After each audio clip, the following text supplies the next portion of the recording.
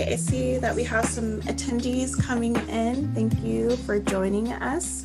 I'm going to go ahead and put a link in the chat for you to go ahead and get signed in.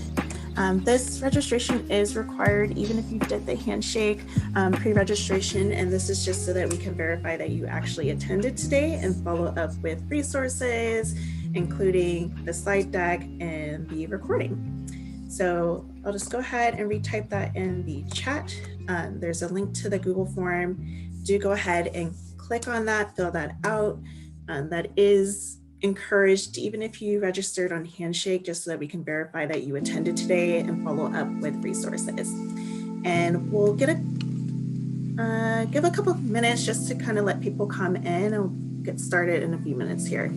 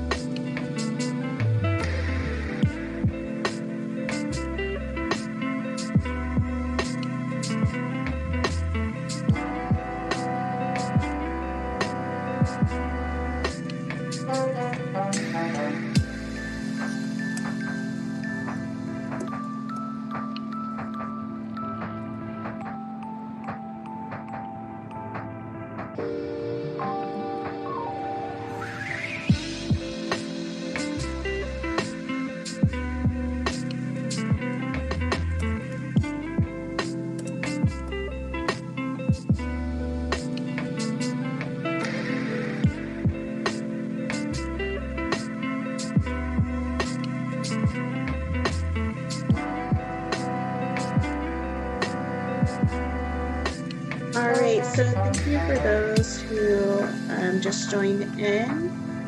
If you haven't already, in the chat, there is a link to a Google sign-in form. If you could take a minute just to complete that, that is to verify that you actually attended today live, so that we can follow up with you with resources, including the slide deck and the recording. So if you haven't completed that Google form quite yet, go ahead and spend a minute to get that done.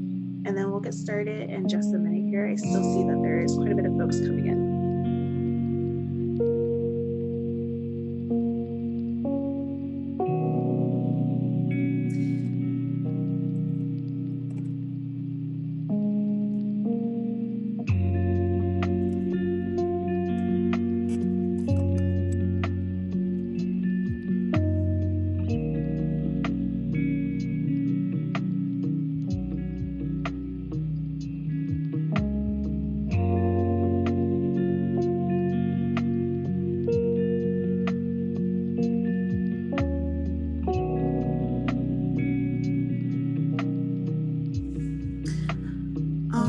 So I think we have a good quorum at this point. Just a reminder, if you're just joining us, if you could just take a minute in the chat, there is a link to a Google form. Please do go ahead and fill that out. And that's so that we can verify that you actually attended today and follow up with resources, including the slide deck, the recording, and any kind of other resources relevant to today's event. All right, so we are going to go ahead and get started. I'm going to pass it over to my colleague, Sandra, to get us kicked off. Thank you, Larissa, and welcome everyone to both our panelists and our attendees for today. Welcome to our Fall 20 New Grad Career Bootcamp event. And for today's event, I know we'll probably likely have an audience of some of you might have just graduated this past fall semester. And first of all, I want to congratulate those of you that graduated. As we know, graduating during these times probably was somewhat of a challenge for some of you, and I know maybe also for some couldn't celebrate the way you would have liked, but regardless, it is a great accomplishment. And so again, we want to congratulate all of you who graduated this past semester, and some of you who might be getting close to graduation. As we know, this event was also open to our seniors as well. So we'll go ahead and get started here by first reviewing the agenda. Or first introducing our host, actually. So my name, as Larissa said, is Sandra De Leon. I'm the Career Counselor for Diversity and Inclusion, and accompanied here by my colleague, Larissa Bates. Hi, so I'm Larissa Bates. I am the Career Counselor for Business, Financial Services, and Logistics, and I will be the co-host today. So I'll be managing the Q&A for your questions for the panelists and kind of facilitating that, and then also sharing some resources a little bit later on. Thank you, Larissa. So just a couple of items I want to go over. Larissa will be sharing throughout today's event our Google attendance form, and that will be shared in the chat box. And that's to help us track attendance. So even if you registered for this event through Handshake, we ask that you please complete this short form for both our tracking purposes. And so we could also follow up with you and share resources as well as today's recording.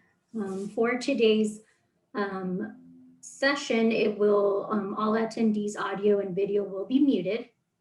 And we ask that if you have questions, which of course we welcome questions from you all for our keynoters panelists, to please include those in the Q&A. So just to clarify, please include the questions in the Q&A portion, not the chat box. The chat box we will be utilizing just to share the Google form for our tracking purposes. The Q&A, we would ask that you include any questions that you have for our panelists. So feel free to enter those throughout as you're kind of hearing our panelists share tips or advice. If a question comes up, please indicate that in the Q&A. And if you want to have that question addressed by one of our specific panelists, please indicate their name as well. All right. And then to review the agenda for today, so again, just as I mentioned before, make sure you check in through the Google form. That will be shared again throughout the session so that if we have new attendees logging in, that you can all make sure to fill that out before you leave today's session. We will be doing our employer panel discussion till about 12:45 p.m.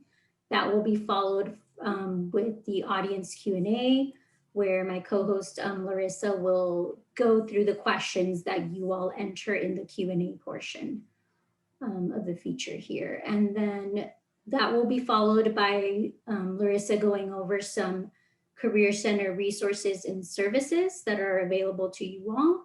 And then any closing remarks, and us also sharing our survey with you all, as we like to get feedback on our events to see what's working and what you would like to see more of. All right. So this is our employer panel for today. We have 5 panelists, and here you could see their names as well as their position titles and where they're working at. Feel free to take a screenshot if you would like, in case some of you might want to kind of connect with some of our employer panelists if they're open to that, possibly connecting with you, whether it's through LinkedIn or elsewhere. I'm not going to go kind of through their names as part of the employer panel discussion. I'll have them introduce themselves.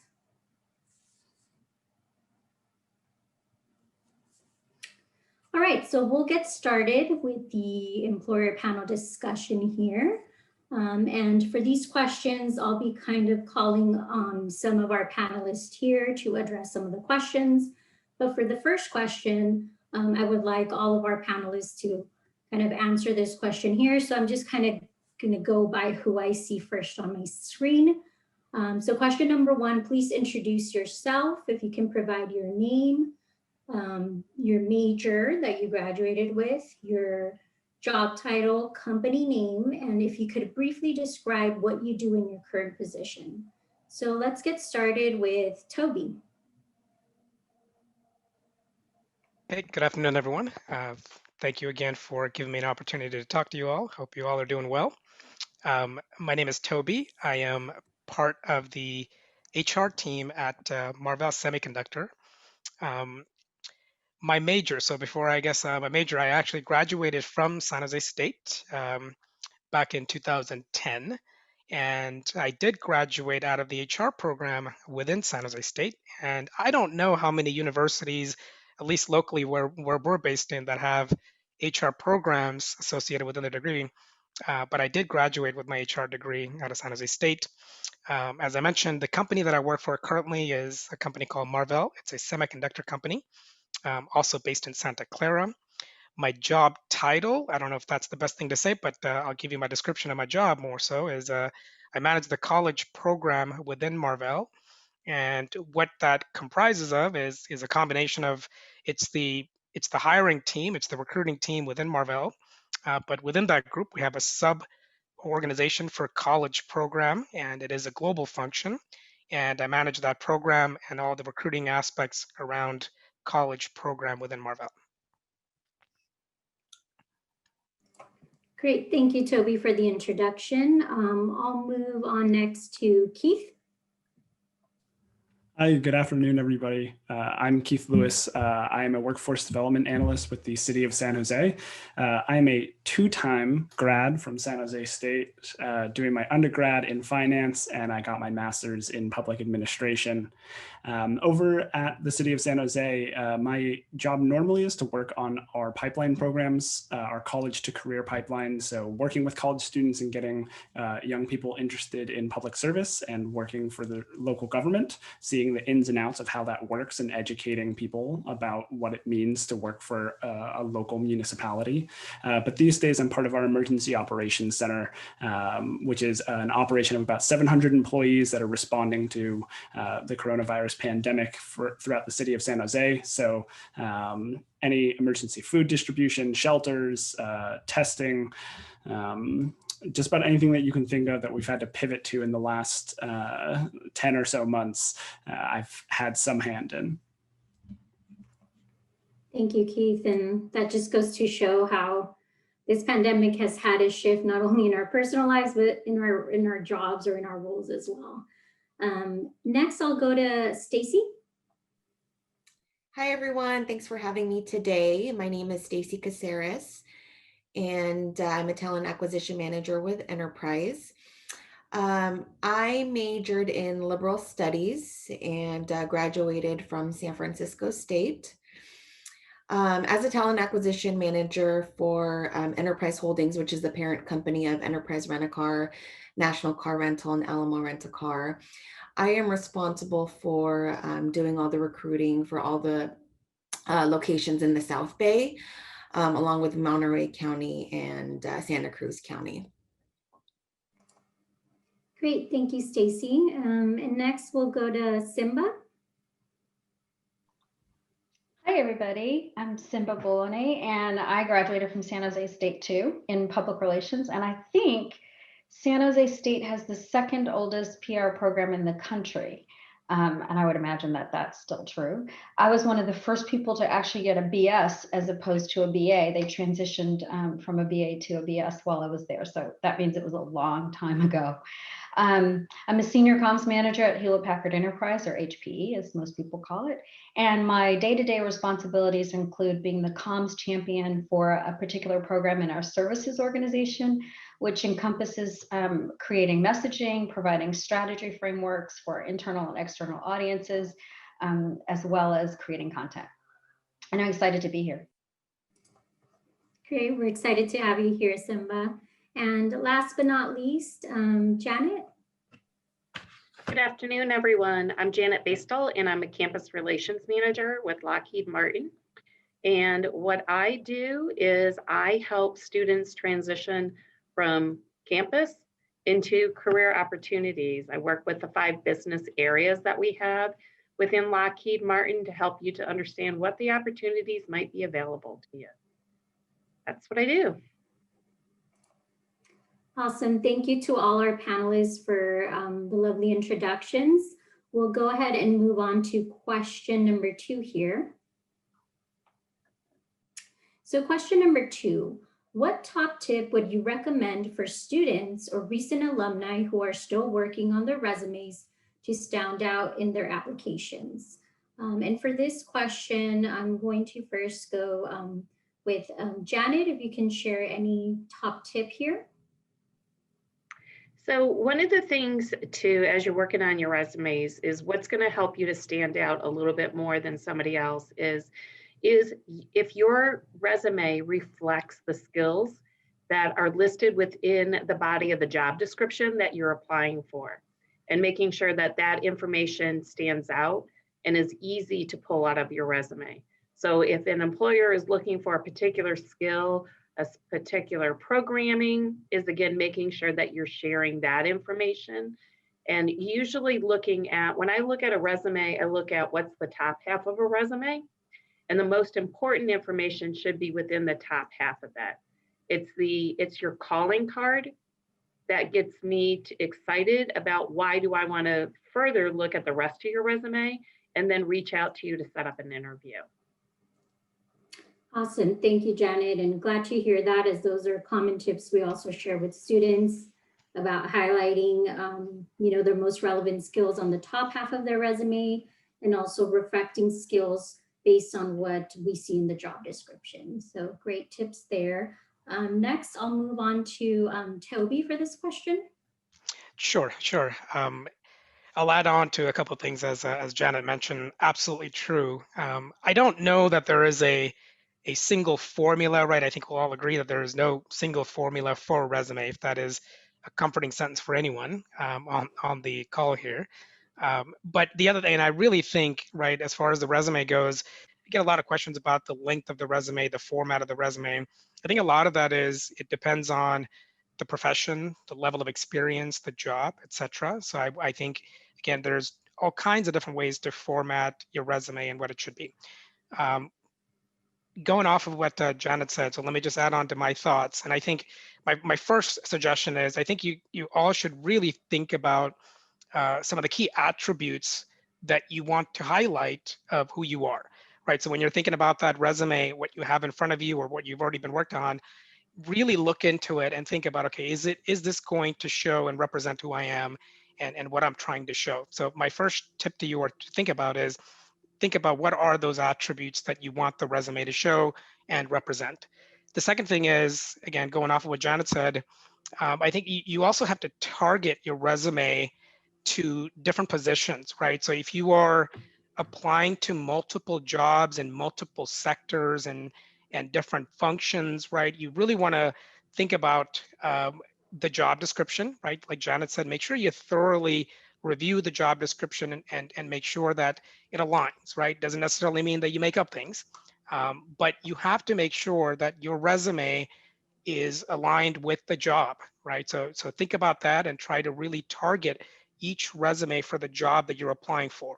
In other words, don't use the same resume to apply for each and every job that you're submitting a resume to.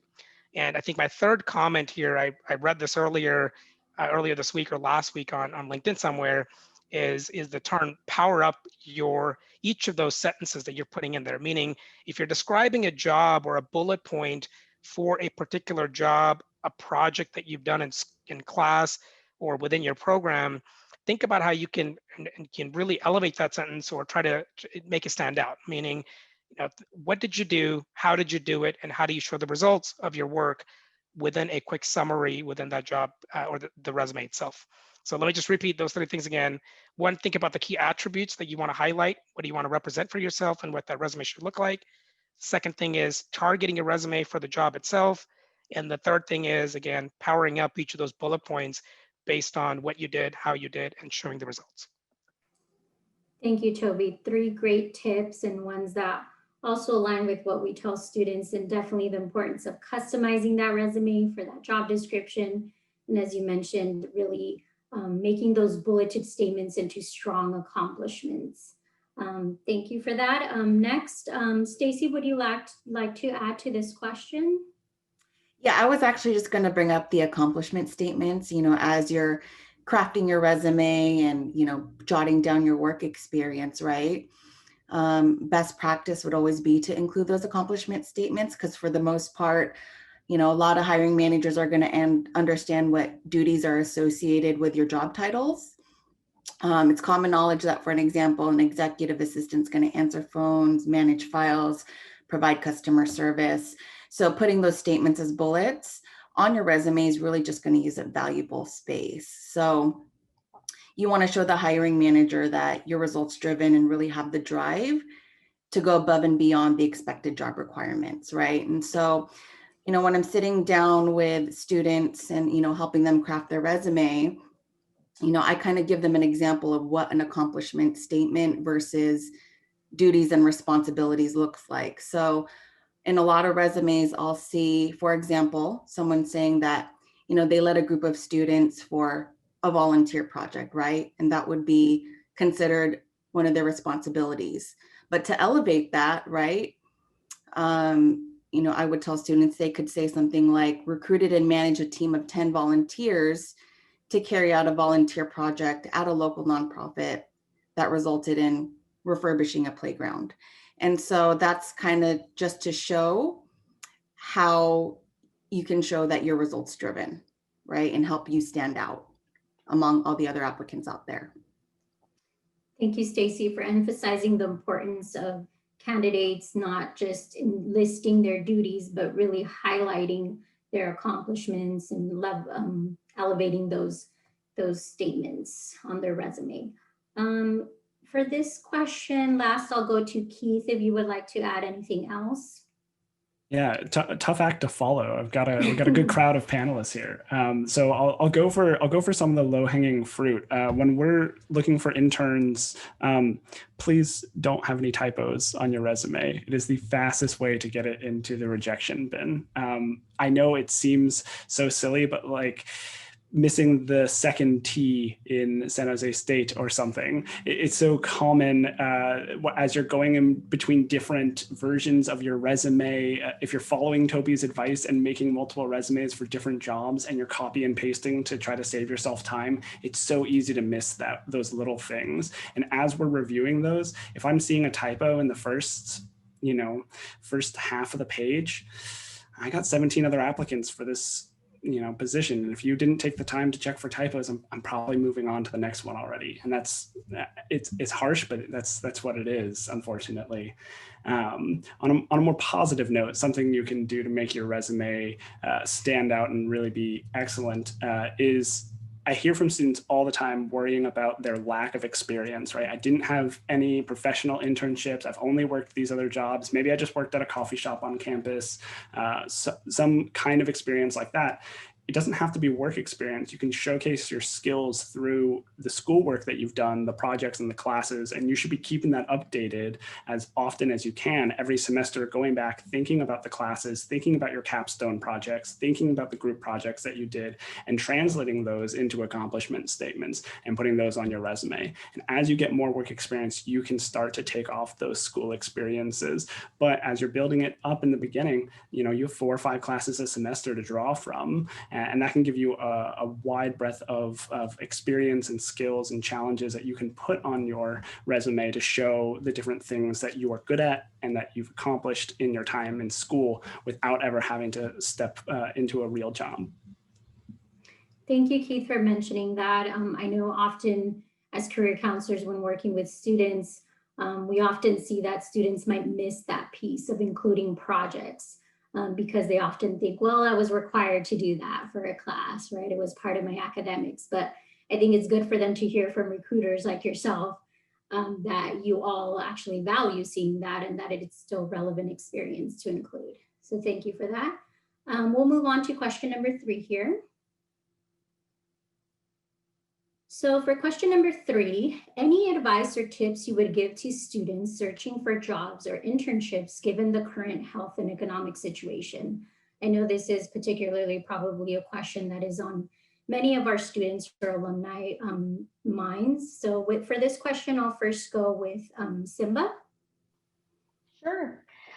One of the things that I did when I was just graduating or about to graduate, and I'm going to tell you that I still do this today, is I request informational interviews.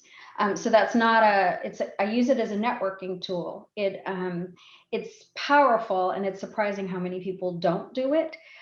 So it's not a job interview. It's not asking somebody for a job, but it is using your network, your current network of either your parents' friends or LinkedIn or your friends, and looking around and targeting an executive. Oftentimes you can get to senior people if you're just asking for a little bit of their time to give you advice and to draw from their experiences. Some of the key thing kind of to remember, I think, is that it's used as a networking tool. So that person, you're not there to ask them for a job. You're there to get information from them about, particularly, hopefully you're targeting somebody in a field you're interested in, maybe at a company you're interested in. You're there to ask them about their experiences. So you have to, typically what I always did was never asked for more than 30 minutes, sometimes 20. And I went in with very targeted questions, things like, what was your career path? What were the early jobs you held in your career? What did you learn from those experiences? And the reason why I think it's helpful is that it gives you a sense of what jobs are like. If you haven't had internships, it gives you a sense of people are always willing to talk about themselves. So you get a lot of really good nuggets of advice, information about an industry. They might, hopefully if it goes well, they could connect you with somebody else saying, I'm not really sure about that, but you might want to talk to so-and-so. So it's a great networking tool that I think is often overlooked, and it really worked well for me and got me access to people who you wouldn't think that you could gain access to if you're still a student or have just graduated.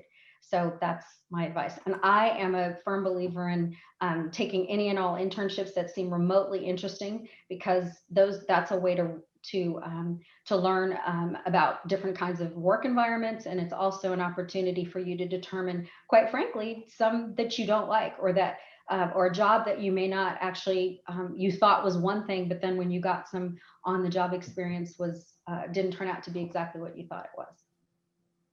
Thank you, Simba. That's a great tip for our either current or recent grads about taking on informational interviews. And I like that you mentioned a few kind of advice or tips to keep in mind. One, it's not asking for a job, but it's more about creating a connection with this professional, and also being mindful of professionals' time and their busy schedules. So asking between 20 to 30 minutes of their time for this informational interview. But awesome tip. And for this question, I will also go to Stacy. Sure. I would say to plan ahead and be really strategic about your approach. And by that, I mean doing your research on companies that are currently hiring, right? And if you see that the companies that you want to work for aren't hiring at this time, to really be flexible and keep an open mind and apply to positions that can help you, build on your professional skills. So by the time that the positions that you're targeting are hiring again, right, you'll have more of those skills to add to your resume and help you stand out.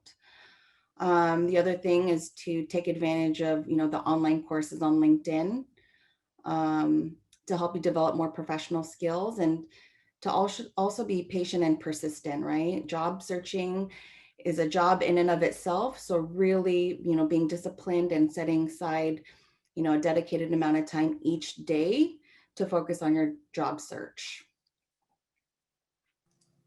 Awesome, great tips, Stacy. And I agree. I think just given the current economic situation, students kind of being open and flexible to maybe it's not exactly the specific opportunity they're looking for, but it is with maybe the company they're interested in, and they're still gaining some good transferable skills. And it's a good way to sometimes even get their foot in the door and possibly, then kind of get the opportunity they're more interested in. So Great tips there. So we'll move on here to question number 4. And for question number 4, how can students best prepare for in-person or virtual interviews? Primarily right now, we know, just given the current situation, most interviews are being held virtually. And I know for some of our students that might be new. So for this question, let me go to Toby first. Sure, thanks.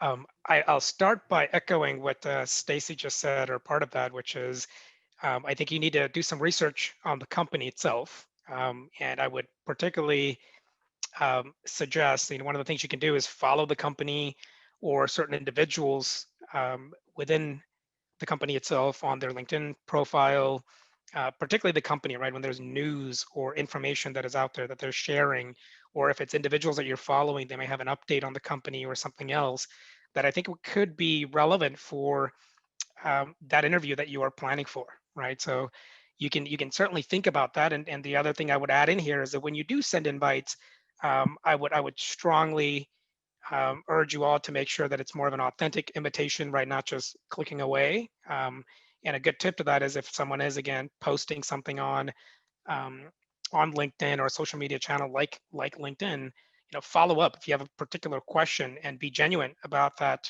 follow up. But as far as preparation, particularly about virtual, I guess a couple things that I can say is just number one, always make sure that you are reread your resume right before the interview. Reread that, or just glance through the resume to make sure that you have a grasp of what is within the resume. Again, the specific content that you've already submitted to the company, and also checking the job description. So look at the resume and the job description before your interview. I think that is oftentimes overlooked, especially your resume, because a lot of the questions, if not majority of those, are going to come off your resume. So you want to make sure that you have a good grasp of what is in your resume. The second thing, as I mentioned again, do your homework, right? And that could be if you have an interview panel or a list of people or an individual, see how much homework or how much you can gain or gather, if you will, for that particular individual, so that you can relate, right, during the interviews. And then in the virtual world, in the virtual environment, as far as systems and just logistical items that you can prep for, make sure that your Zoom is set up, make sure that you're in a quiet place where you can have sort of that personal time to really think and hear the question so you can address it correctly, and making sure that there's no noise or people and things like that in your background that would be a distraction. So simple things like that. The last thing is, again, brush up on some of the key skills that is required for the job. Again, by looking through the job description or researching on the company, you might have an idea on what is the 1 or 2 things for this particular job that you're interviewing for that is the key items or the relevant things. Make sure that you brush up on those things. And the last thing is come prepared with some questions. Always make sure that you're asking some questions and think through that before. Maybe jot down 2 or 3 questions that you can ask before the interview is done. So that's always that's a go-to for me, and I always make sure that I do that.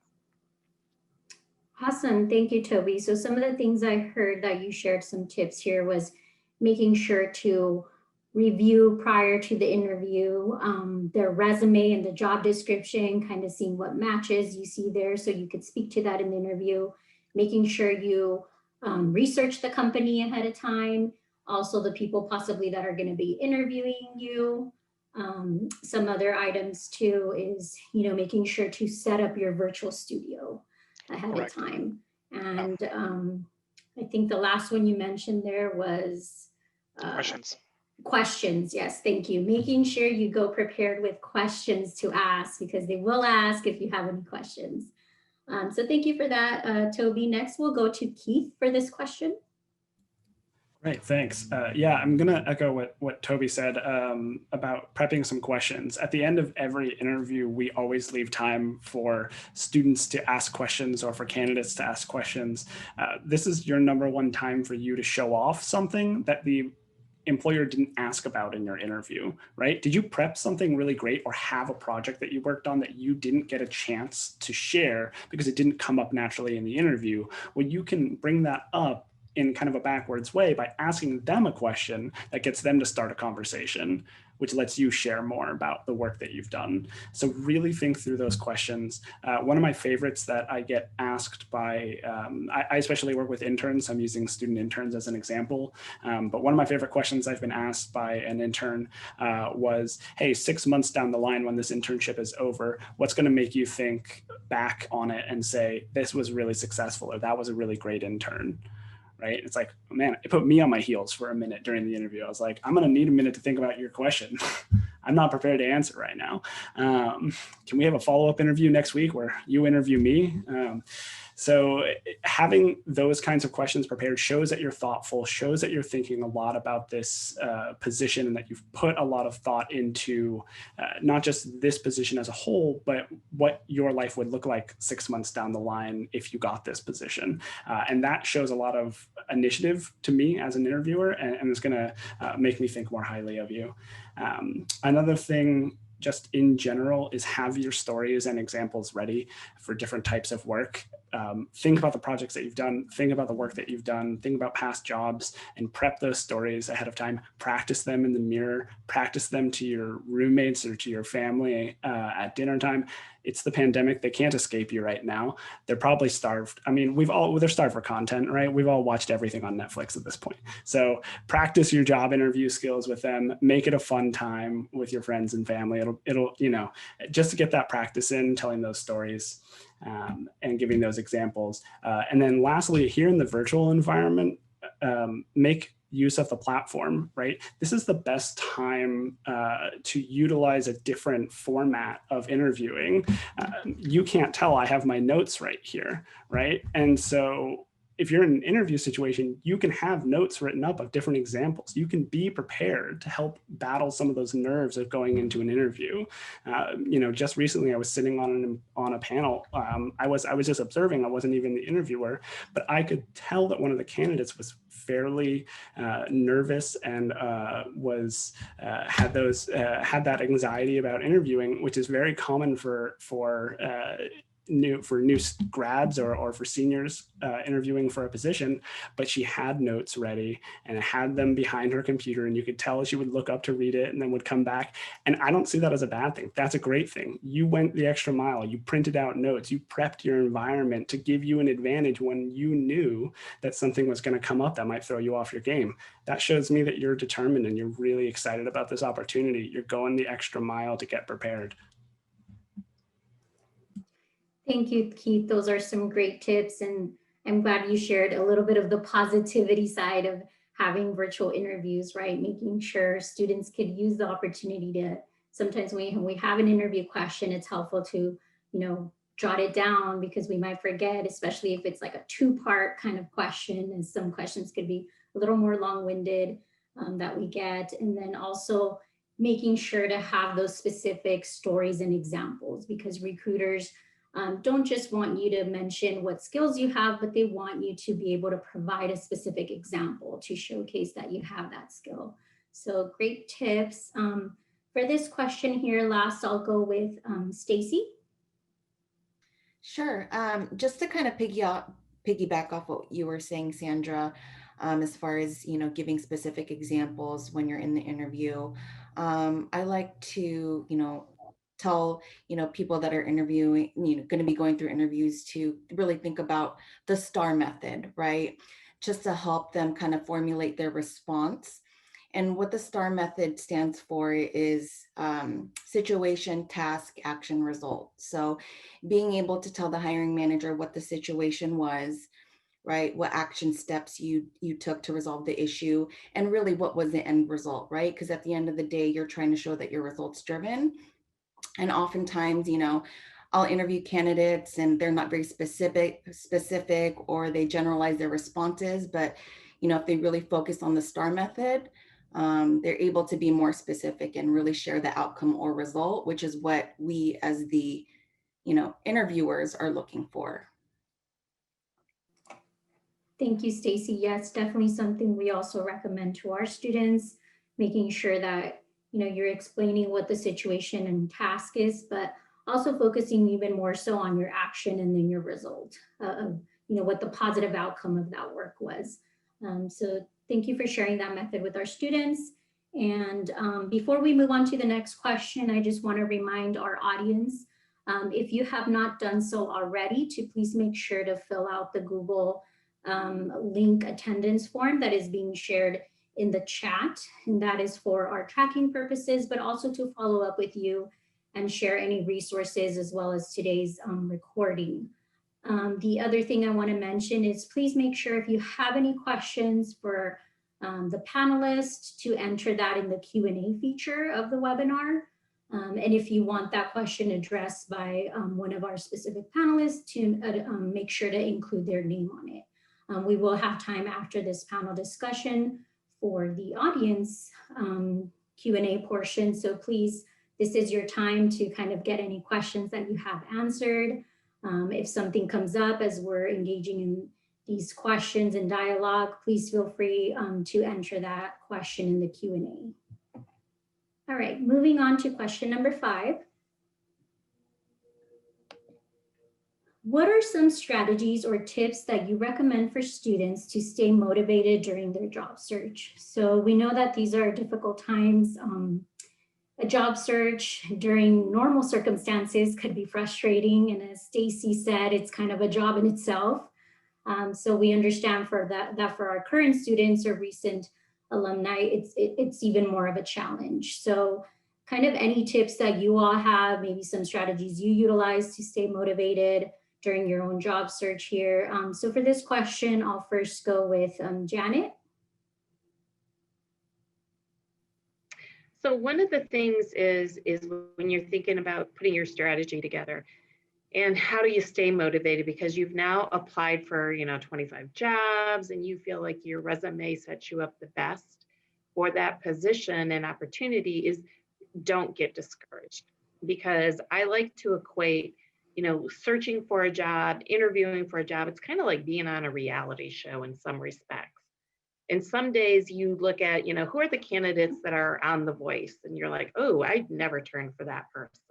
And then you have somebody else that you think is your top picks. But anyways, you have to, maintain that personal motivation, but also then be open to shifting your strategy a little bit too. Continue to apply, because truly you can't be rejected if you don't apply. So you have to, ask the question, do I have the right skill? But it's also very important that right now, as I said, shift that strategy. Is don't just focus on, this is my dream job, this is my dream company that I want to work for, but what is the type of work that I want to do? But what might be some alternative opportunities that are out there in businesses or fields that maybe you never considered? So right now, in light of, what's happening with the pandemic, is, there are so many new opportunities in the medical field. And you may have thought, well, how do I use my skill to shift over to an industry that is highly, interviewing? And that's part of that, going back where, Keith and Stacy and Simba talked about, of talking to other people, talking to your neighbors, talking to your relatives. Sometimes it's like, so what exactly do you do? And again, kind of going outside of just your norm to potentially increase your opportunities, because the job that you might end up with right now might not be that dream job, but how is that going to help you to continue to develop your skills and your abilities? And because you don't know what you don't know sometimes about a job, it may get you moving in the right direction. For me personally, when I was graduating from school, I had an idea of what I wanted to do. I wanted to work in human resources. I wanted to be a benefits analysis, and I didn't have the skill to get the job that I wanted. And I interviewed with a company that I really, really wanted to work for. I'll tell you, I wanted to work for American Airlines. And they basically said, we're sorry, you were not selected. And so afterwards, I went back and I talked to the person who I interviewed with to say, can you give me some more information? What do I need to do so that down the road I can come to work for you? And that person helped me to understand what were the skills and the abilities I was lacking. So then I went and found an opportunity, which I thought, oh, I'll go to work for Marriott International for a couple of years. get the skills I need, and then I'm going to work for American Airlines. Well, I never knew about the types of professional positions that were available in the hospitality industry.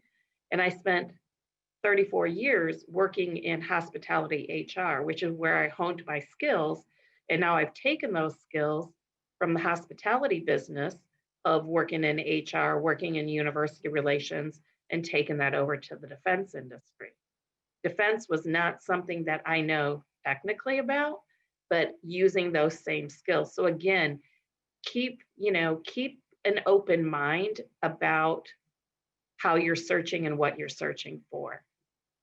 I feel like I went on a little bit, but hopefully that helps.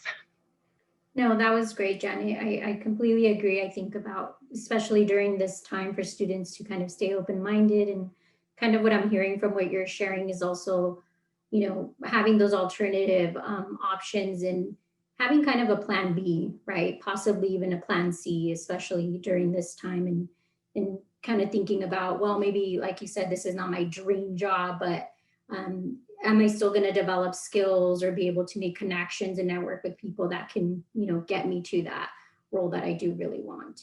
So great tip. For this question, I'll also go to Simba. Sure. Janet's answer was fantastic. I'm going to take a little bit of a different tact because I'm not an HR professional, but it actually piggybacks on things the other panelists have shared. And the biggest thing is that don't think that it's unusual that it feels like a full-time job looking for a job, because it really is. And I think Stacy said that earlier. And as a result, just like, we're in our roles and we're in the same circumstances across the globe, and feeling the challenges of that as people, I think one of the ways that you can stay motivated is to build in breaks. Meaning, if you're spending a chunk of time every day, you have your strategy mapped out that you're going to spend, let's just say 2 hours a day or whatever it is, working on your resume, working on prepping for interviews, and that kind of thing. Really, you're working the job of finding a job, then take some breaks. For me personally, just as a working professional, taking a break from all media, meaning social media and television, even if it's just 30 minutes of not looking at anything. And then the other thing I'll say is that the key 2 words that I heard Janet share was flexibility and openness. It'll help you feel like maybe you can make a little progress over here where you may not expect to.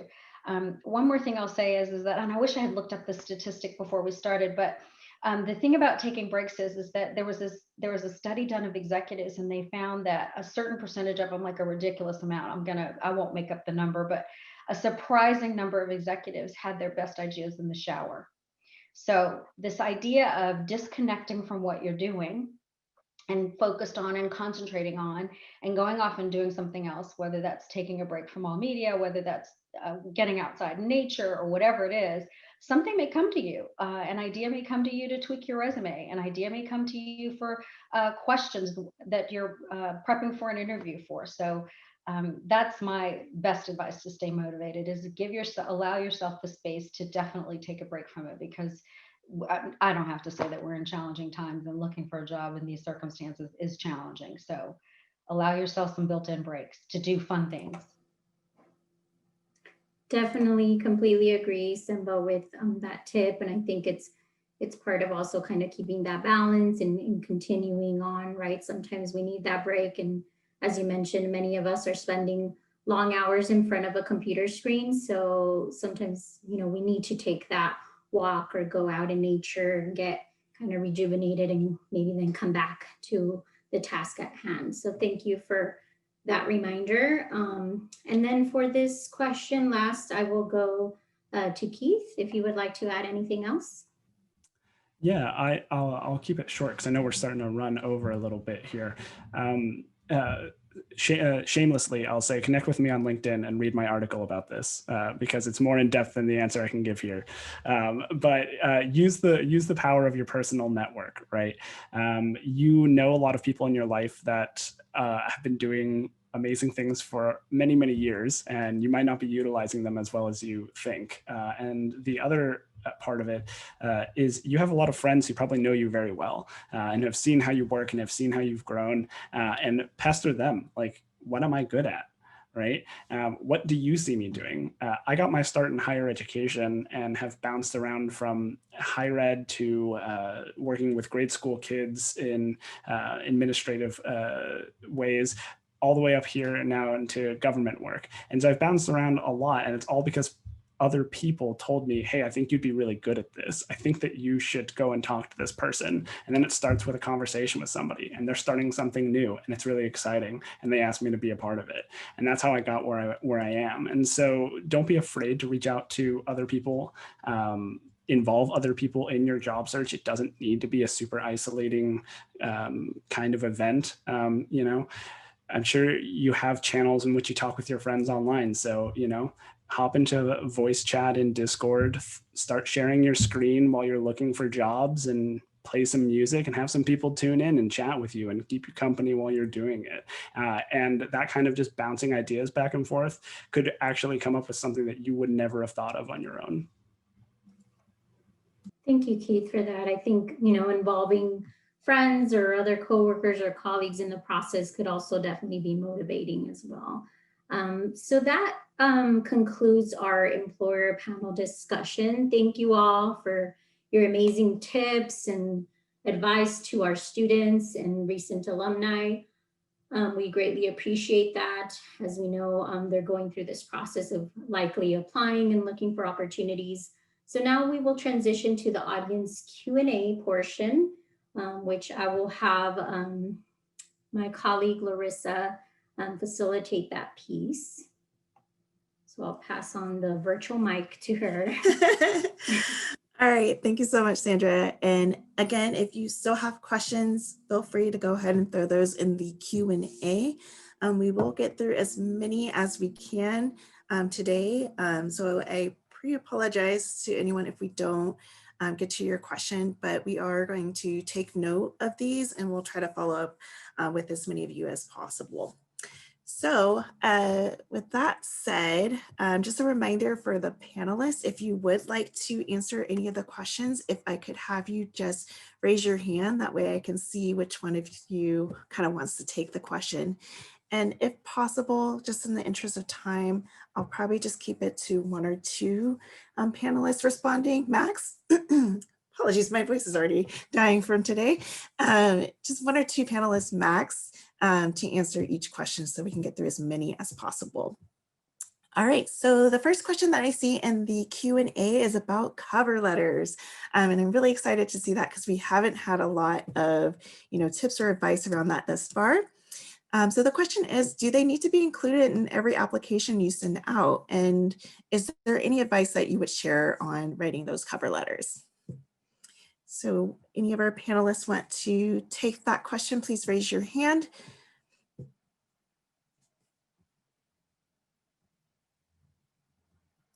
Yay, Toby, go ahead. I think so. My answer is going to be again more from a technology company perspective. In the last couple of companies that I worked at, it has not been a trend, and I think for outside of, you know, let's say a job such as you're working in legal where you need to do a lot of writing, or let's say if it's a marketing job or something to that or communication related, there may be a requirement for a cover letter, but other than that, we do not require cover letter, nor do we ask for them. And frankly speaking, it's not one of the criteria that we have for. It's simply resumes is all we need. Awesome. So maybe kind of some differences in industry there, depending on, you know, the company and industry. It may be something that is included in the application or maybe something that is not kind of required. So thank you for sharing that, Toby. Sure. And then Janet, I see your hand as well. Yeah, and just to piggyback on what Toby is saying is, if the job posting doesn't require it, you don't need to do it. And part of that is I will say from working from very large companies is when we're getting 500 applicants, we barely have time to review all the resumes. That cover letter is not going to be looked at. However, if you are applying to a smaller company, sometimes they have the opportunity to take a look at those. But again, it is only necessary if it is required as a part of the job posting. Great, great. Kind of, answer there that it's going to vary, and to make sure that you're spending some time with that job description to really understand what the employer is asking for and submit the materials that they are looking for. So thank you, Janet, for sharing that. All right, so the next question that I see here is maybe something that was kind of discussed a little bit earlier today about, getting jobs in maybe fields or industries that are not necessarily directly connected to your career path. So is it okay to get those jobs that are not focused on the field that you want to get your foot in, just to get your foot in the door to start your career? Stacy, if you want to go ahead and take this one first. Yeah, I think I touched on this earlier. I mean, in these uncertain times that we're in, there's obviously a lot of companies that aren't hiring. So I think it would be a great opportunity to, really be flexible and have that open mind and look into, positions that you can take temporarily to really gain on those transferable skills and maybe add that to your resume to help you once your desired position does open up. Because for me, I'd rather see someone take on a position for maybe 6 months to a year, to show that they're, wanting to, gain more skills rather than having them be employed for that full year and just tell me in the interview that I had a really hard time finding a job. I've been searching for the last 6 months to a year, versus someone who was like, you know what, I wanted to keep busy, gain more skills. So, I took a job at Target, right? To, really gain on customer service and sales. So Yeah. And I really like that kind of like framing, right? Like you're still building skills that are relevant to where you want to go. And maybe it's not in the industry or company that you want, but those skills are still going to go with you as you go forward and help you with that long-term goal. So thank you, Stacey, for sharing that. Keith, I see your hand as well. Did you want to add something? Yeah, I think that any experience you can get builds your network of coworkers and bosses and references and professional connections that you can draw on when you do want to get something that is more in line with a career path you want to choose. For example, I work in city government now, and 4 of the 5 people on my team all came from higher education, and we all worked in higher education before we came over here. And the team that got put together was all people who really believed in this purpose. And the person who did the recruiting saw how our skills could transfer. And so they went to different universities, met with different staff, and ended up hiring people from those universities. And so I think that sometimes it's hard to see those connections when you're in the trenches trying to do those applications, but get the job, build the network, get the skills, and opportunity is going to follow. Yeah, really, really great advice that, sometimes you don't know what doors you're opening by taking an opportunity and trying it out. So really just to kind of keep an open mind and, try it out, learn the skills, and then you can use that kind of going forward. All right, so thank you, Keith. So the next question, maybe if I could have Toby, Janet, or maybe Semba respond, but it's specific to kind of like coding and software and kind of getting into that kind of field. So the question is, there are, majors that focus on learning, engineering, computer science, software engineering kind of skill sets. But this person wants to pursue that without maybe necessarily doing one of those majors. So the question is, how does recruiters view students learning, those languages on their own versus learning them in school? Is there any kind of differences? And I think maybe Janet, Toby, or Semba, if one of you wants to respond to this. So it is perfectly acceptable for you to go out and learn the coding languages on your own. It's, you're going to go, most of the times when you're going to do that, you're going to go through a certification process and take that opportunity and sharing that information on your resume. The majority of the time when you're initially applying, we're looking, do you have the skill? We're not looking to necessarily how you receive that skill. But again, it is okay. And I'm seeing a lot of that. In fact, I had, an individual who had an internship that was canceled this summer. And as a result of that, spent a lot of time learning additional coding languages, which was different from the major that they were focused on. So take the opportunity, yes. Awesome, thank you. Toby, did you want to add anything to kind of Janet's response? I agree with Janet 100%. I think the only thing that I would add on to that is, and to what Janet said, right, we're really looking at, the fundamentals, right? I mean, do you have the basic knowledge? The exposure and the practice you have is great, but also can you speak to it, right? And if you can do that, it really doesn't matter where your degree or your knowledge comes from. The team will be open to it. So I agree with Janet 100%. Yeah, I think that's really great advice. And I think, before there were schools and programs, right? People learn these skills outside of those areas. So as long as you have the skills and knowledge and you're able to kind of articulate that, then go for it, right? All right. And I'll add one more thing to that. And I think, one of the trends that I've seen lately is a lot more larger companies and organizations, especially I think technology companies, are moving away or trying to look at alternative options for college talent, right? It's not always the top tier university, right? We're looking at alternative methods, including other, certification programs and other that would be relevant for the company to bring in that pipeline of talent. So it fits into what Janet said as well. Yeah, absolutely. We see lots of different kind of pathways emerging and kind of training programs and mentorship opportunities. So definitely explore those as well. So the next question is about the interview process. And how do you get to know who your interview panelists will be? This person is saying a lot of times they just get told that they have an interview, but not necessarily who's going to be interviewing them. How would they kind of go about that? Simba, I'll let you take this one.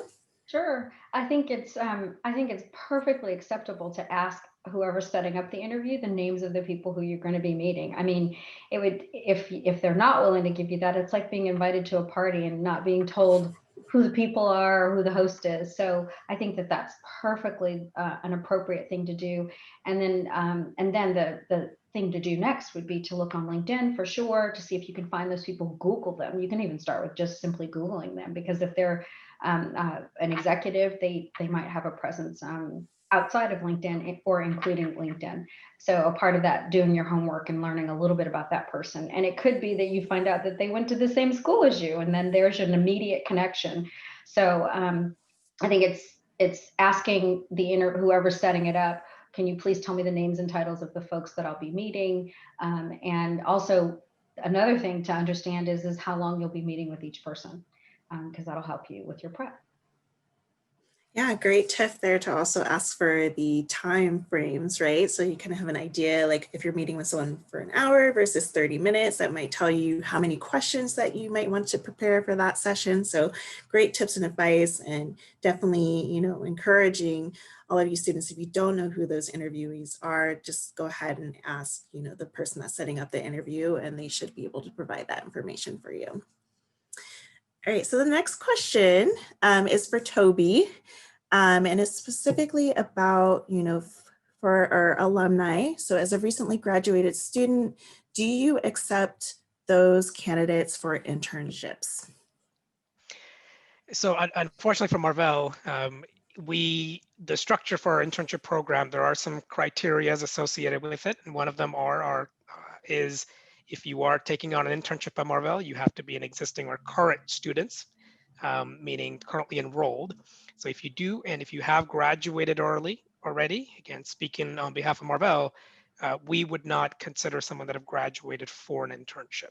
And there is another reason behind it, because we do focus on conversion and budget aligned with that, et cetera. So without going into all the details, the short answer is unfortunately, Marvell, we do not. But if anyone else on this panel does, please speak up.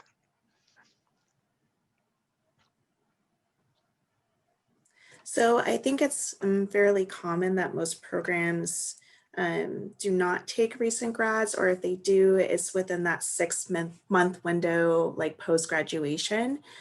So at this point, I would encourage you maybe to consider like I believe it was Janet and Simba kind of recommended, along with Stacy, is to kind of explore, what are some of those adjacent kind of careers that you can look at? Is there maybe something that you can do, contract work or temporary to kind of build some more kind of knowledge in that area to help you kind of make that leap into the field or industry that you're trying to get into? So that would just be my recommendation there. The next question is for Keith, and I do see that there are a lot of questions coming through the chat. So I'm just going to remind you, like, if we don't get through all of them today, then we will try our best to kind of follow up with you all and get you some responses. So just kind of bear with us. So Keith, the question is about where to apply for your city jobs. When this person clicks on the link, it goes to Bright Spring, and they're just kind of curious if that's the right site to apply or if there's another location that they should be looking for your opportunities. Yeah, so you would think this would be a really easy question to answer, but it's kind of not.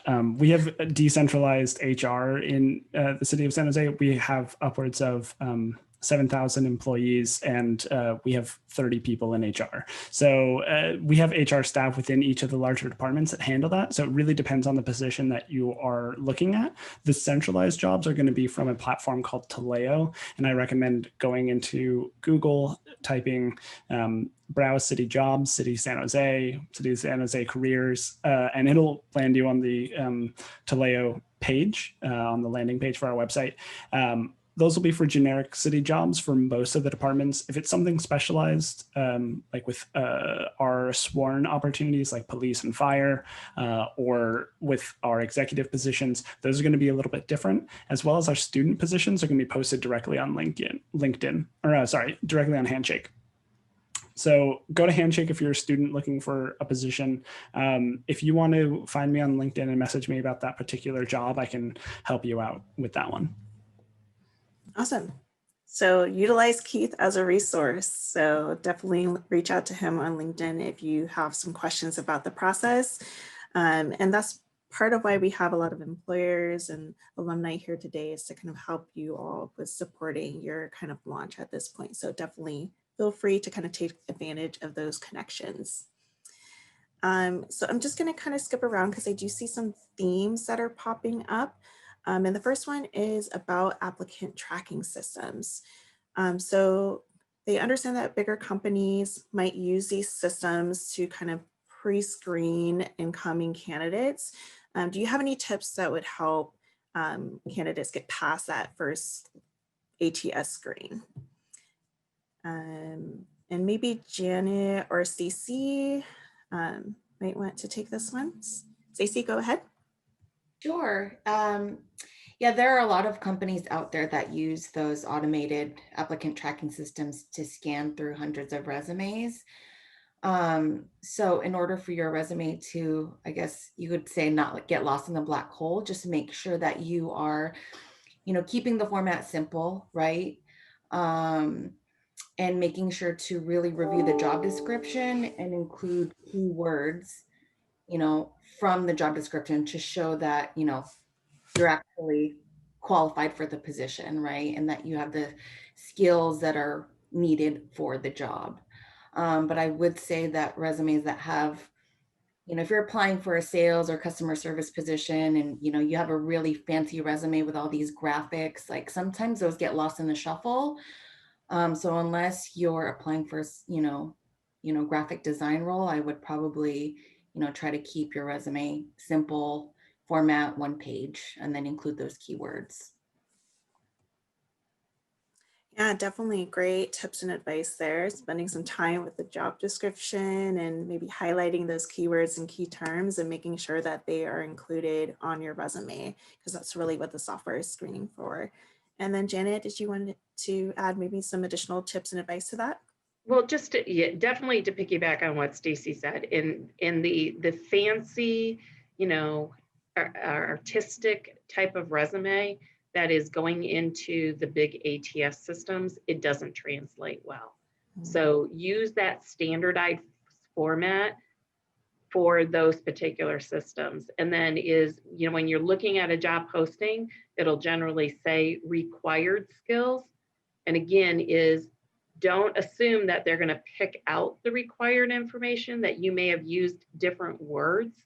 Is do the equal to equal if you possibly can, to make sure that, again, the system is picking up, and especially if it is, for a that they require some type of specialized coding systems, that those are very important to make sure they're listed on your resume. Yeah, really great tips and advice to make sure that you are mirroring those words, right? Not just maybe putting things that are adjacent to what's on those qualifications, but actually putting the word that they had on there on your resume. And of course, we want to make sure that we're being honest. So if you don't have that skill set or knowledge area, move on to the next one, but do try to cover as many of the required qualifications as possible. All right, so I think we have time for maybe one or maybe two more questions at this point. So again, if we didn't get to your question, we will try to follow up and share some resources for you all to kind of explore as you continue forward. So one of the questions that I saw pop up was about, the interview process and what kind of questions they should prepare. So when an employer, asks like, do you have any questions for me? What should they say? Anyone want to take this one? Simba, go ahead. Sure. One of the questions that I find fairly helpful are a couple, I think, off the top of my head. One is, what do you see the day-to-day tasks of the job looking like? So can you walk me through a typical day in the job? And then, of course, the one that I think is really critical and the answer will help you sort of wrap up the interview in your close is, what does success look like in this job in 30, 60, or 90 days?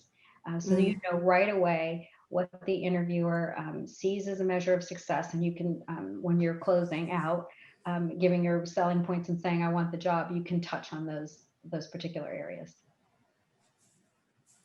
Great tips and advice there to make sure that you cover anything that maybe you haven't in that interview, to ask them what are they looking for in success. Any other folks want to add to that? All right, so last question that we'll kind of cover today is about negotiating the salary. So as a fresh grad right out of college, how should they go about that process?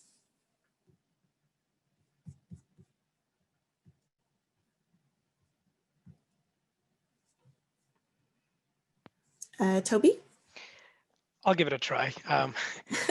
I don't know that there's a perfect answer here either, but I would recommend and suggest that you not take on or be saying yes to whatever a company gives you in terms of an offer.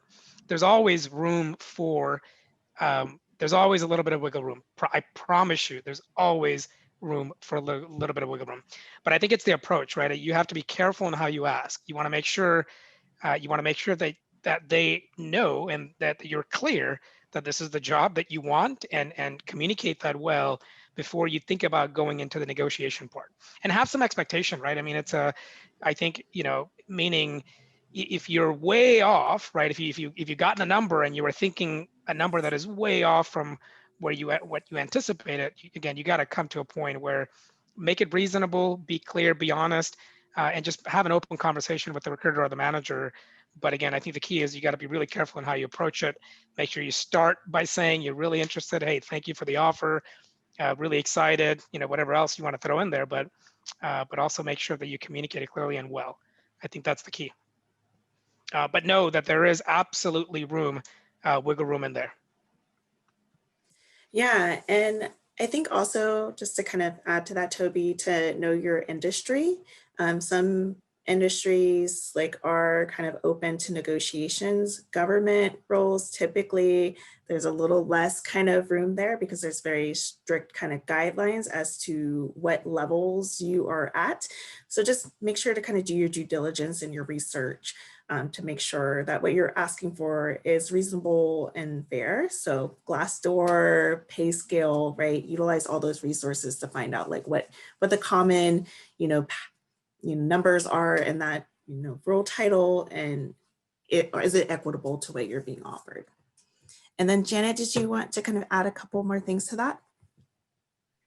I did. I was going to say, I'm going to go away from a little bit of what Toby was saying. Okay. And so thank you. I'm going to kind of support what you said is different industries are different. And the other thing that I'm going to tell you that my first boss told me when I was negotiating is it's not your personal worth. You're going to think that you're personally worth a lot of money. And in our own minds, we are. But what is the company willing to pay for the job that they are offering you? And so again, is if they are offering you 60,000 and you want, whoa, well, I wanted 120. Well, what is the range? And that's using that research to find out, what is the opportunity? You're asking me to go to the middle of South Dakota. Wasn't really on my radar, but I would like to come to work for you. Is there an opportunity perhaps for a sign-on bonus to get me to go to South Dakota? So again, as Toby says, as you're asking for that additional, is you have to be able to support why that company should pay more for it. Again, I'm not saying you personally, but for the job, and do you have additional skills to offer that somebody else may not? So again, supporting your cause.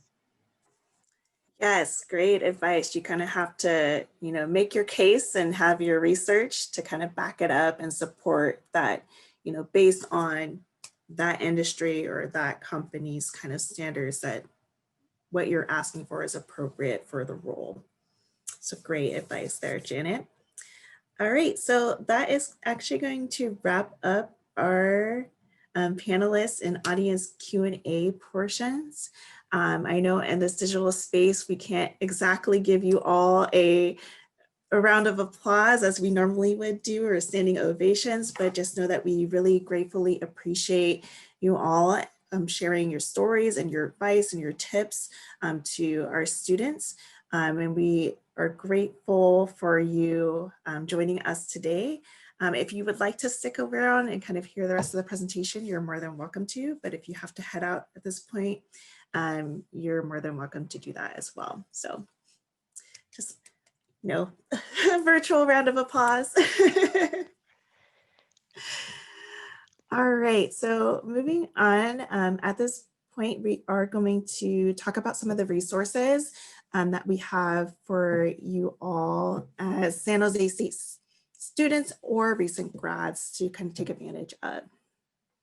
So the first thing is you have access to the Career Center. So these are our winter hours. So you are still able to meet one-on-one with a career counselor through an appointment for 1 year post-graduation. So if you just graduated in fall, you have until this fall to take advantage of meeting with the career counselor for your area. If you need any help with resume, cover letter, interview tips, we are still here to support you. We are open right now, so we have these hours until the start of the semester, and then we will switch over to our spring hours, which you are still welcome to participate in. Addition to 101, we do also have a live chat. So I'll show you guys a little bit where you can access this, but it's through our website, Monday through Friday, 9 to 5. You can get on there if you have quick questions about, where can I find some tips for my resume, or what should I do to prepare for an interview. You can get on the live chat, and we do have, peers that are on there to support you with those kind of quick questions. And then for scheduling appointments, if you are a current student at San Jose State, You will be doing that through Spartan Connect, and that is the same platform that you utilize to schedule connections with your academic advisors.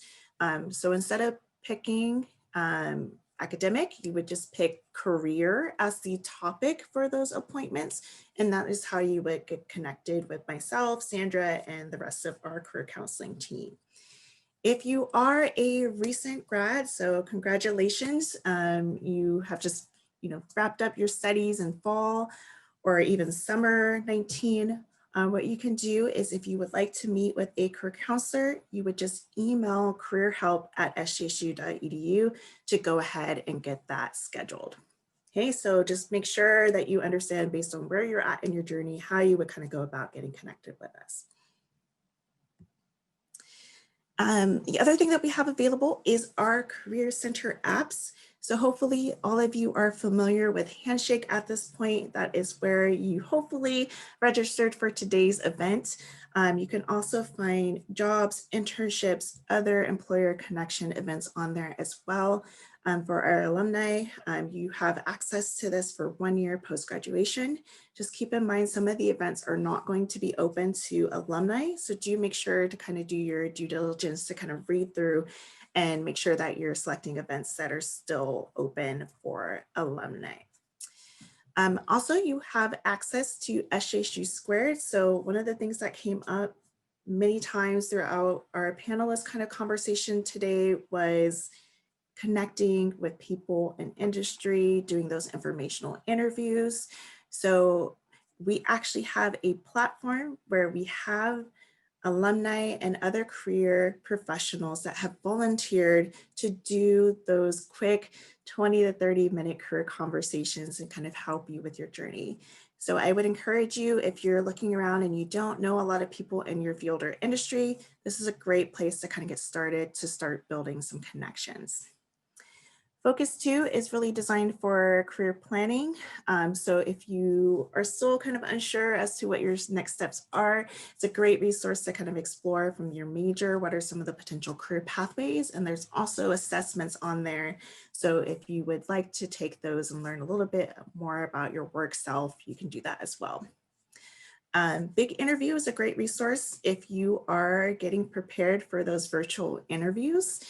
So it is a mock interviewing platform where you can actually practice your virtual interviews, and they do have interview questions on there that are specific to industry and job titles. So great way to kind of get some exposure and practice. And then finally, we have VMock, which is our instant resume review. This platform is not open to alumni, but our rising seniors and juniors, you can take advantage of this to upload your resume and get some instant feedback if you aren't able to meet one-on-one with a career counselor. And then we will be sharing the slide deck with all of the folks that registered via the Google link that was in the chat. So if you haven't done that already, I would encourage you to do so. And I will show you in just a second here where you can find all of these apps on our website, but the link is also included here at the bottom of this page. All right, so let's actually kind of dive in, and I'm going to switch over to share our Career Center website. So if you haven't already bookmarked this, I would encourage you to do so. You can just Google SJSU Career Center, and we're the first thing that comes up in the search result. On here, you can find all of our resources. So those apps that I just mentioned are all linked here. So if you're interested in checking any of those out, you can just click on the app title, and then if you click on the image, it'll take you to go ahead and log into that platform. So just real quick for SJSU Squared, this does require you to sign up with an account and make a profile. And that's just because this is a networking piece. So you do have to have some information on here about yourself in order to reach out to other folks. But if you've already built your LinkedIn profile, you can actually just import that to this platform. So once you're on and set up, the next thing that you're going to want to jump into is quick connections. This is where all of our alumni and other professional volunteers are that are interested in being available for informational interviews or career conversations. You have full access to search our database. So if you're looking for someone who is an analyst, for example, you can search and find folks that have some experience in that particular role. And then if you would like to, you can actually reach out to them directly through this platform. So great resource if you don't have a lot of folks in your current network as far as like your career pathway and journey. And again, this is open to both current students and alumni. One other thing that I'm going to highlight on this platform that is new and is in pilot for this semester is projects. We actually have a job shadow coming up. So if you're interested, once you join the platform, you can find that under projects and apply. And this will be with a startup. So if you're curious as to what startup life looks like, you want to get some exposure to, what does a CEO do, or a chief officer or director level in a startup. This is a great opportunity. And again, all of these resources are absolutely free to you as SJSU students and alumni. So if this is something of interest, this is also available on the platform to get you a little bit more exposure and also start building some of those connections in your career journey. All right, so other resources that we offer from the Career Center, just to highlight, I do want to just remind you about Handshake and some of the benefits of using this platform in your job search. I know even as alumni, you do want to make sure that you still keep this in your search, especially if you're a recent grad, because the benefit of using this platform is that all the employers that are on here for San Jose State have opted into recruiting San Jose State Spartans, so you can be sure that they are looking for you as a candidate. So just a reminder, you can search for jobs on here, and there are some filters that you can utilize in that search. So if you're searching for marketing roles, for example,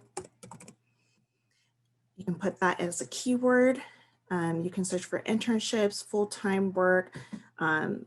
If you're still a student, you can do the on-campus. And then if you're trying to target specific industries, you can also filter by that as well. So just a couple ways to start getting connected to opportunities in your field or industry. And if you are doing searches on here, just a quick tip, if you save a search, what it will do is anytime an employer posts a new opportunity that meets whatever criteria you have selected, it'll just send you an email so you don't have to keep coming into Handshake and doing the search every day. So just a good tip, if you are looking for specific roles, go ahead and build those search filters for them. And that way you'll just get notifications to your inbox by saving the search. The other area is employer connection events. And that's under our events tab on Handshake. So you can see all the up and coming events that we have with employers. So if you're looking to make connections with recruiters or alumni or other professionals, this is where you would go to kind of find out what's going on in that space. So I encourage you all to kind of check that out. And this does get updated throughout the semester as new events come in. All right, so those are just two of our apps. As I mentioned, there's a full suite of them that you can explore under resources. So if there are other areas that you're kind of needing support in with your career journey at this point, I would encourage you to kind of check those out. And then depending on where you are in your journey, if you actually scroll down on our main Career Center page, we do kind of have a roadmap here. From exploring your options if you aren't sure what you want to do with your career yet, to starting to build some of those skills and experiences to help you launch your career, and then as well as resources when you're in that launch phase to make sure that you are presenting yourself and your brand well. So I'm just going to show you these because I'm assuming that most of you are kind of in this space right now. One of the things that's usually really helpful is our guides. So we do have one for resume and interviewing. So I'll just show you the resume as an example, but I saw some questions in the chat about like formatting your resume and how to, stand out from the crowd. This has some resources in here to help you with that. So we do have a format template that you can use to kind of get you started, as well as, some tips on STAR and how to utilize that in writing strong accomplishment / bullet points for your resume. And then for those of you who maybe want some tips by major, there's also some samples in here by major. So you can look at what a fellow alumni has done to market themselves in your specific field or industry. All right, so lots of notes. Sandra, is there anything that came in through the chat that folks have questions about? All right, so I'm going to switch back over in this case, and just a few last things before we wrap up. To keep in touch with the Career Center, hear about our upcoming events. If you aren't already following us on social media, I would encourage you to do so. And again, these slides will be shared with all of you who went ahead and put your email and signed up through the Google form for today's event. Thank you, Larissa. I think you covered, a lot of questions were coming in through the Q&A about how long do students have access to Handshake, which I know you covered. So just to reiterate for you all, you have access to Handshake 1 year post-graduation. And as Larissa mentioned, if you're a recent grad, you have access to scheduling appointments with the career counselor till end of spring 21. Correct? No, so our fall 20 grads, it would be end of fall 21. Sorry, yes, fall 21. So 1 year post-graduation as well. So both Handshake and career counseling appointments, you have access to that 1 year post-graduation. Yeah, I think that's just what I wanted to reiterate because there was a lot of questions around that. Perfect, thank you so much. And just before you head out, just one last ask, if you can complete our survey so that we can have some feedback on today's event, if this was helpful for you. I'll go ahead and put a link in the chat. So if you all could take a moment to do that. And if there are any kind of like last questions that came up, feel free to kind of put those in the chat and we'll try to address them. But as Sandra mentioned, you have access to Handshake 1 year post-graduation, as well as career counseling appointments. So definitely take advantage of those resources. The one-on-one appointments typically in the past would go away after 1 month post-graduation. So definitely utilize that resource. It's free for a year post-graduation, and we're happy to support you, especially in this current time with the current health and economic situation. So, all right, I believe that is all from us. If you haven't already, make sure that you complete that Google form before you head out. And then if you could also take the survey, provide some feedback. That is all for today. Thank you so much for joining us. We appreciate you all, and hopefully this was helpful for you as you go forward in your career journeys. Thank you all for your time, our attendees, as well as our panelists. Thank you for being here today with us all.